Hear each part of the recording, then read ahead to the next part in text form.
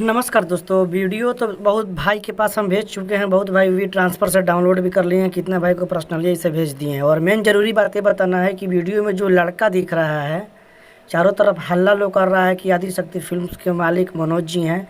तो ये गलत बात है। उस वीडियो में मनोज जी नहीं है। जो वीडियो में लड़का है वो लड़का कलकत्ता से ही है और ये मधु का बॉयफ्रेंड है। ये लड़का अपने यहाँ का नहीं है, लड़का कलकत्ता का ही है।